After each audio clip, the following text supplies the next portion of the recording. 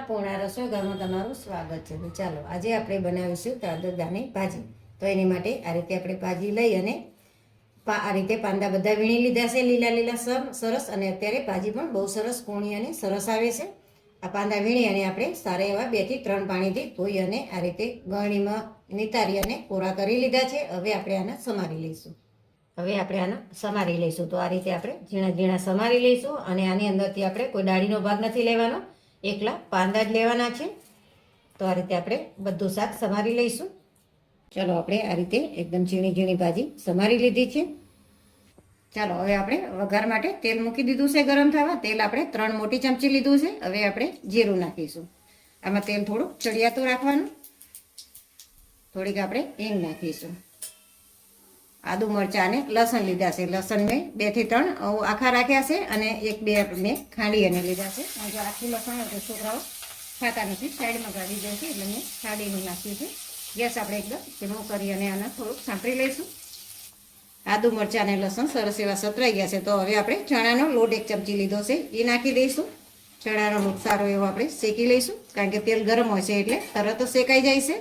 હવે આપણે ટમેટું નાખીશું. તો આપણે 1 મીડિયમ સાઈઝનું ટમેટું લીધું છે, એ નાખીશું અને આપણે થોડુંક સાતરવા દઈશું. ચાલો લોટ આપણો શેકાઈ ગયો છે. હવે આપણે ભાજી નાખીશું. આ રીતે આપણે બધી ભાજી નાખી દઈશું. હવે આપણે બધી વસ્તુ મિક્સ કરી દઈશું, એટલે લોટ નીચે ચોટે નહીં. એટલે આ રીતે આપણે ભાજીમાં મિક્સ કરી લઈશું બધી વસ્તુ. અને જ્યારે આપણે ટમેટું નાખ્યું એ સમયે તમે ડુંગળી નાખવી હોય તો ડુંગળી પણ તમે નાખી શકો છો. એનાથી પણ શાક બહુ સરસ થાય છે. સરસ એવું મિક્સ કરીશું એટલે ભાજી બેસી જશે. મેં આખી 2 મોટી વણી લીધી હતી, કારણ કે આ ભાજી એકદમ બેસી અને હા ઓછી થઈ જાય છે. હવે આપણે મસાલા કરીશું.